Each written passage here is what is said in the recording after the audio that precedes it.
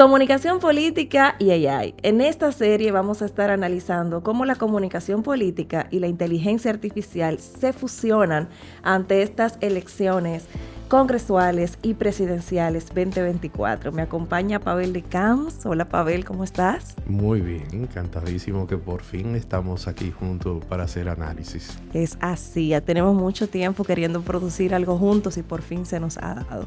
Por fin se dio. Sí. Y aquí estamos. Y realmente es muy interesante la oportunidad porque se da la coyuntura de las elecciones presidenciales, congresuales que se están dando. Y también el hecho de tener esta revolución de la inteligencia artificial generativa y cómo se proyecta su influencia en todo el marco de la comunicación política. Y precisamente eso es lo que vamos a analizar en esta serie que va a tener 3 entregas, donde vamos a estar analizando las campañas políticas y su uso de inteligencia artificial, el debate presidencial y las lecturas que podemos extraer, y también el debate senatorial. Mira, lo interesante que tiene la inteligencia artificial y ahora más que nunca es que podemos analizar miles de datos, millones de datos en tiempo real y saber el sentimiento y la calidad del engagement y la participación de los ciudadanos. Además, saber de dónde están interactuando, cómo esto favorece o desfavorece a un candidato, pero también nos permite medir la desinformación. Tú sabes que antes de que las inteligencias artificiales estuvieran a la mano de todo el mundo, porque sabemos que de media una tecnología dura unos 50, 40 años, un uso muy privado hasta que se masifica, pasa con todo, con el internet, con el wifi, con el GPS. Y también pasa lo mismo con las inteligencias artificiales. O sea, esto no es algo que salió el otro día, solamente que ahora es que se ha masificado. Antes de nosotros tener acceso a esta tecnología, ya teníamos el problema de las fake news y de las campañas sucias. Ahora nosotros tenemos tecnología que nos permite crear vídeos muy realistas, fotografías y crear información muy rápido y por igual dispersarla. En un contexto de una campaña como la que estamos viviendo, donde tenemos un presidente que está optando por la reelección y tenemos, digamos, una bancada de oposición que se ha unido, ha creado una unión en algunos puntos focales para poder enfrentar al gobierno, aunque a las presidenciales van por separado, apostando, entiendo yo, que a una posible segunda vuelta.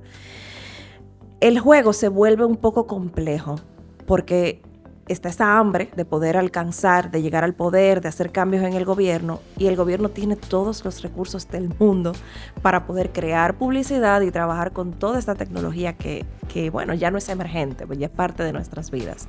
Entonces, yo creo que nosotros, la audiencia, al final, que somos el repositorio de todo eso, no vamos a saber dónde colocar tanta información al mismo tiempo. No hay un espacio para la reflexión. Mira, yo creo que el mayor error que está cometiendo la oposición es que no ha aprovechado el poder que tiene el acceso a Internet en República Dominicana. Ya somos el 89% de la población que estamos conectados. Y al no hacer un uso adecuado de esta, no está conectando con las audiencias.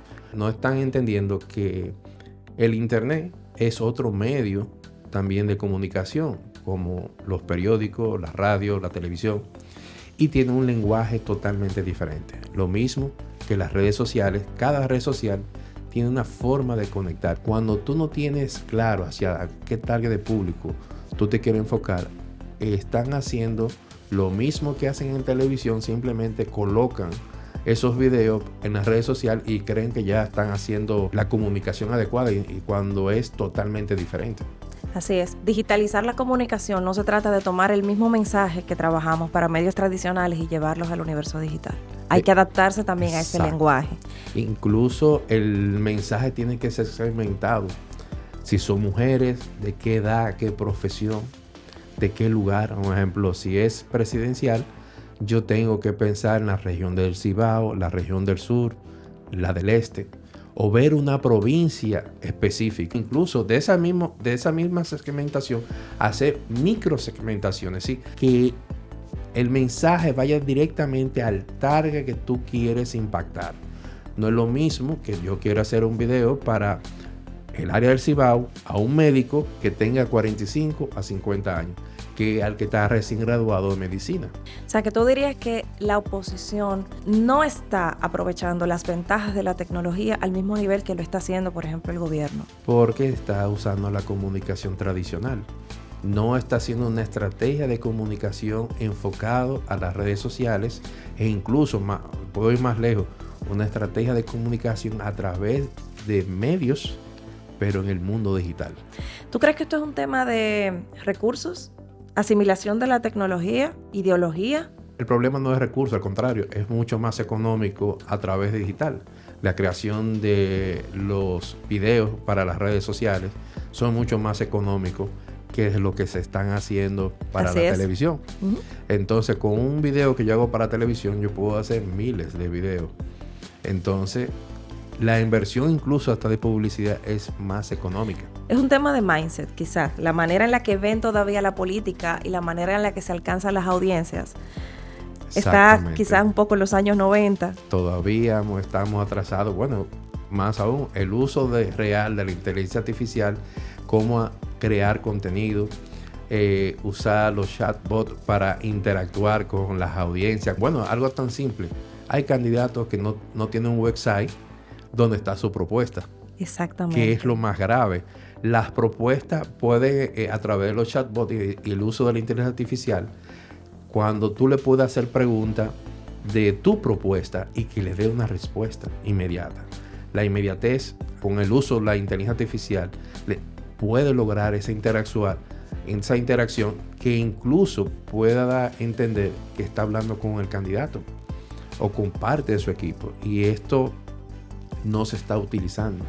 Tú trabajas mucho el tema del estudio de las audiencias, el consumo de medios.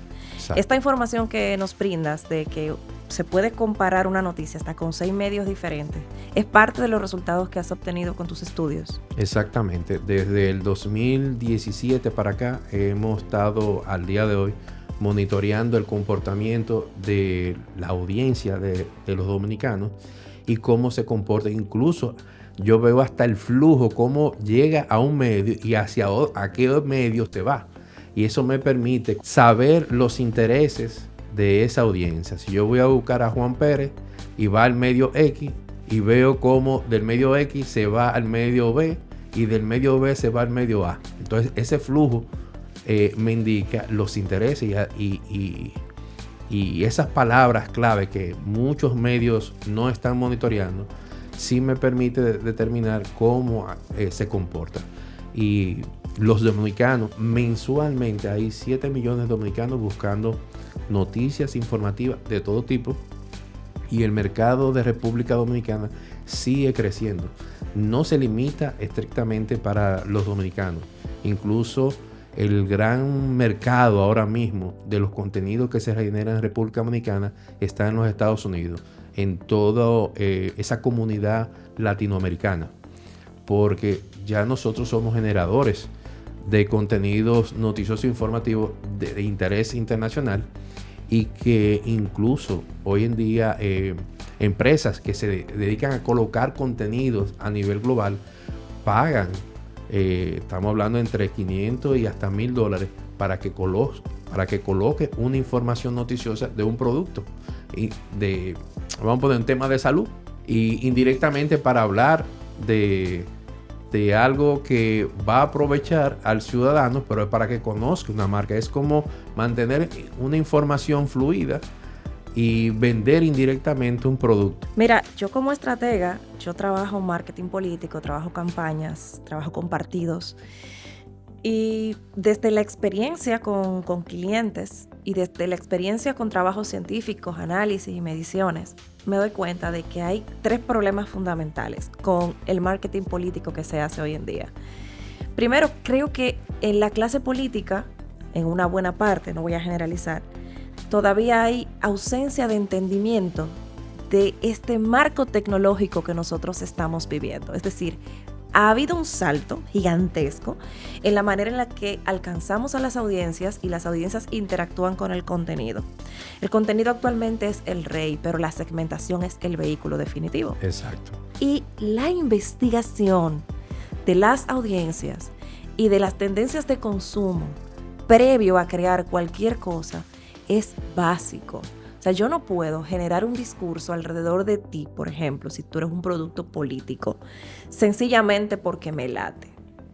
Yo debería de poder hacer un SWOT, un FODA, que me permita entender las fortalezas, las debilidades, las amenazas, todas esas características que tú tienes que son o potencialmente negativas y que yo debo afinar, y esas fortalezas en las que yo me puedo apoyar para yo poder trabajar un buen contenido que vibre contigo y con tu audiencia, y de ahí pasar a utilizar todos esos canales digitales y esos vehículos.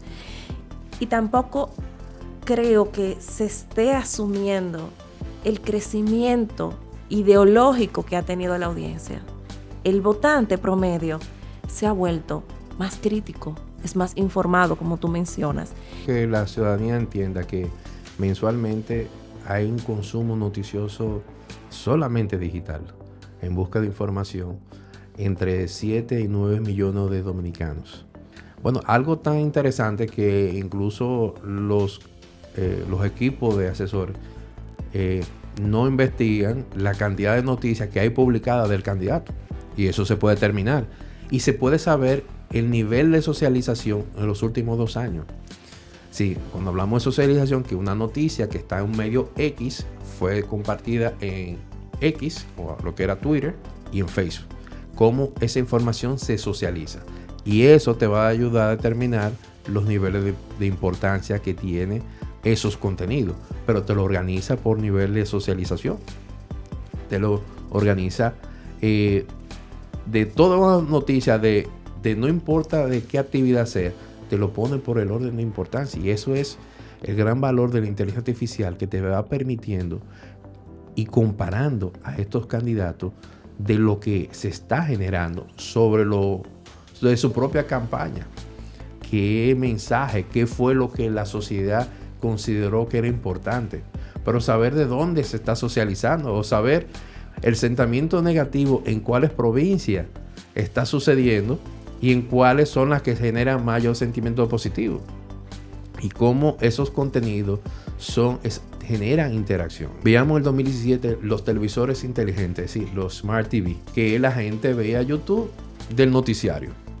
El televisor le ha quitado incluso vida a los celulares inteligentes, le ha bajado el porcentaje, pues todo el mundo cree que lo está viendo el celular.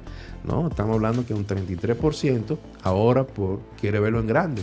Lo mismo que yo estoy viendo en el celular, incluso la gente desde el mismo celular lo pasa a la pantalla para verlo mejor. Si vemos el consumo en el mercado, YouTube, estamos hablando, más de 7 millones de usuarios están interactuando. Facebook sigue siendo la red social más grande, pero a nivel de inversión de publicidad solamente te permite llegar a 5.6 millones. Aunque esté indicando que hay 8 millones actualmente suscritos. Esos son datos locales. Datos de República Dominicana. Siempre pensamos en X para tendencia, pero la mayor tendencia ahora es TikTok. Así es. Y TikTok está generando la gran viralización. Cuando tú quieres un tema político que se destaque y que sea viral, TikTok es la herramienta ideal para promocionar, pero tú tienes que crear un contenido para TikTok. Esa es la plataforma en la que mejor alcanzamos a la generación Z. Y yo creo que tú has mencionado un punto importante. Hay que crear contenido para cada red, porque cada red tiene un formato y tiene una potencialización diferente. Entonces, crear un contenido genérico y esparcirlo por todas las redes al mismo tiempo, al final tú estás refritando. Exacto. No estás alcanzando. ¿Por qué yo te voy a seguir en 5 o 4 redes diferentes si en todas tú me vas a dar exactamente lo mismo?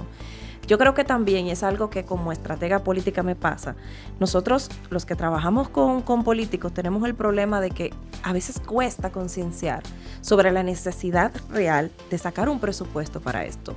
Es decir, esas campañas políticas donde se repartían dádivas, se daban cosas, el caravaneo, los barrios, hay una manera diferente de alcanzar esa audiencia, y esa manera es más eficiente, más limpia, más inteligente, más legal, porque ese boroneo en buen dominicano, eso no es comunicación política, eso es perpetuar un modelo donde se entiende que a la gente hay que darle cosas para conquistar el voto, cuando el voto se debe conquistar a base de propuestas. Exacto. Esas propuestas se deben vertebrar en contenido. Yo he hecho estudios con la generación Z, que son los que van de alguna manera a cambiar la curva, o los que pueden cambiar la curva de los resultados de estas elecciones, porque todo el que tiene de 35 años en adelante ya tiene como muy definidas sus tendencias políticas. Entonces la gente, mientras más fresca tiene la mente, más apertura para nuevas miradas. Y esta generación quiere propuestas. No se conforma con que alguien le repita una y otra vez que es un candidato ideal o que lo va a resolver todo. Entonces, los políticos van a tener que hacer ese cambio de mentalidad y comenzar a basar la comunicación política en propuestas reales que estén vertebradas en medios adecuados, en una página web, y entender para qué sirve cada red. Pero también entender que una cosa es ser político, tú sabes de tu política, y otra cosa es ser estratega y especialista en comunicación. Esos son caminos que se juntan de una manera ideal. Pero el hecho de que tú sepas de política y de Estado no quiere decir que sepas exactamente cómo manejar una campaña, y a veces no se dejan ayudar. Mira, y lo interesante es que la política sí ha dado un gran cambio. Por ejemplo, muchas dicen que el debate no aportó nada. Yo les respeto la opinión a las personas que piensan así. Yo creo que están totalmente ignorantes porque no tienen la información. El debate generó un cambio y lo pudimos detectar en el uso del Instagram. Pero no me hagas spoilers, recuerda que vamos a hacer un episodio de esta serie solamente para los debates. A mí me gustaría, Mabel, que de manera como sistemática tú nos digas, si fuéramos a centrar una campaña utilizando inteligencia artificial, ¿cuáles son las herramientas principales que podemos utilizar? ¿Qué es lo que hay en el menú? Bueno, hay bastante en el menú. Primero, la inteligencia artificial nos permite tener en tiempo real la segmentación de la información. Nos permite crear contenidos estructurados y un esquema de generación de nuevos contenidos. Es un aliado en la generación de contenido estratégico. Nos permite también crear mayor segmentación del target, planificar esa segmentación de esos contenidos. También nos va a permitir saber dónde podemos invertir mayor nivel de recursos, porque a veces pensamos, con este contenido voy a romper, y fue todo lo contrario. Me ha pasado. Y el que yo no le hice caso, que una imagen que yo lo subí, se viraliza. Sí. Y eso cada día me llena de curiosidad, porque a veces creemos que tenemos la información cuando no la tenemos, y eso es que nos permite, la inteligencia artificial nos ayuda a identificar los errores que cometemos como profesionales que pensamos que es lo mejor, y nos ayuda a corregir rápidamente ese error cometido y reinvertir el recurso. También se vuelve más técnico. El hecho de llevar una campaña electoral en la actualidad, necesitando saber utilizar recursos de segmentación, inteligencia artificial generativa y las redes sociales de manera adecuada, requiere personas con un conocimiento que va más allá de, ven, estamos en política y yo te ayudo, que es lo que se suele o lo que se solía hacer. Y de alguna manera, los que nos dedicamos a esto, hacemos presupuestos quizás un poquito más elevados, tomando en cuenta todo lo que hay que pagar a nivel de softwares y de licencias. Y eso quizás hace que los políticos se asusten un poquito, porque tienen todavía la idea de que la inversión hay que ponerla más en la calle, a nivel de vallas. ¿Cómo tú ves el 360 de esta campaña que casi termina? ¿Tú crees que esta campaña que se ha llevado a cabo en este periodo, tanto para presidencia como para senadores y diputados, ha estado muy permeada por AI? ¿O tú crees que se ha quedado en un punto intermedio, que pudimos haberlo aprovechado muchísimo más?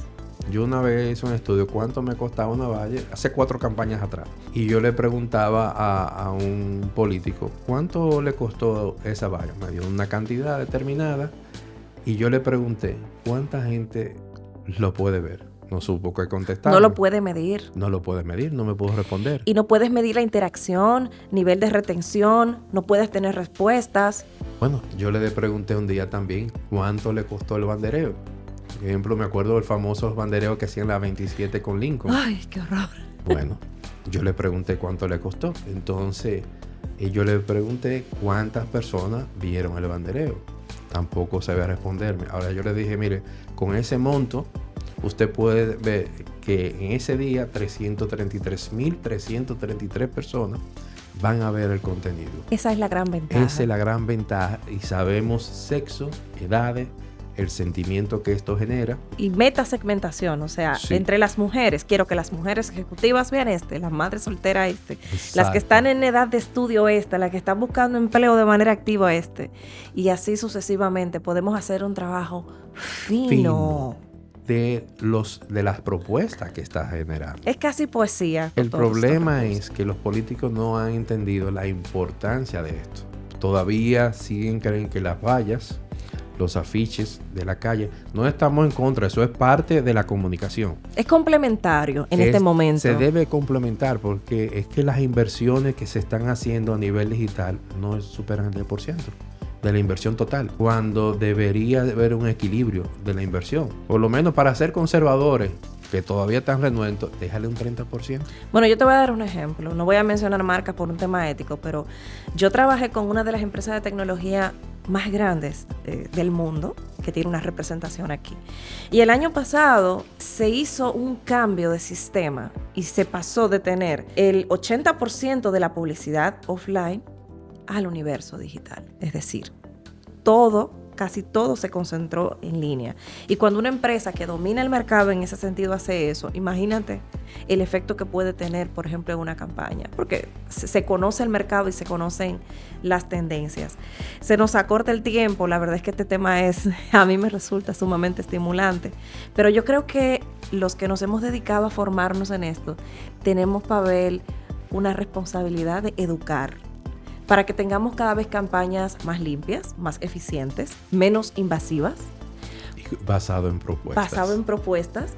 O sea, la publicidad sobre política no tiene que ser aburrida, repetitiva, cansona, no se tiene que sentir como una interrupción en la vida de las personas. Puede tener un enfoque informativo, educativo, entretenido, pero para eso hay que trabajarlo bien. Y deben entender también que la política cambió y la ciudadanía cambió. Y es una sociedad que quiere propuestas. Pero no solamente propuestas, sino buena política. Basado en servicio, basado en objetivos a lograr y que pensado en nación. Ya no nos podemos limitar a que yo soy de un color, sino que también nuestras propuestas deben ser enfocadas para presente y futuro, porque cada día las ciudades van cambiando y por eso las ciudades ahora son más inteligentes. Y hacia allá vamos. Hacia allá vamos y eso va acompañado de las nuevas tecnologías y el uso de la inteligencia artificial. Señores, este ha sido el primer episodio de esta serie que estamos haciendo Pavel de Camps y una servidora Esmeralda Montero. Les invito a que nos acompañen en 2 episodios más donde vamos a estar analizando los debates presidenciales y senatoriales. Pavel, ha sido un placer inmenso. El placer es mío. Nos vemos en otra entrega.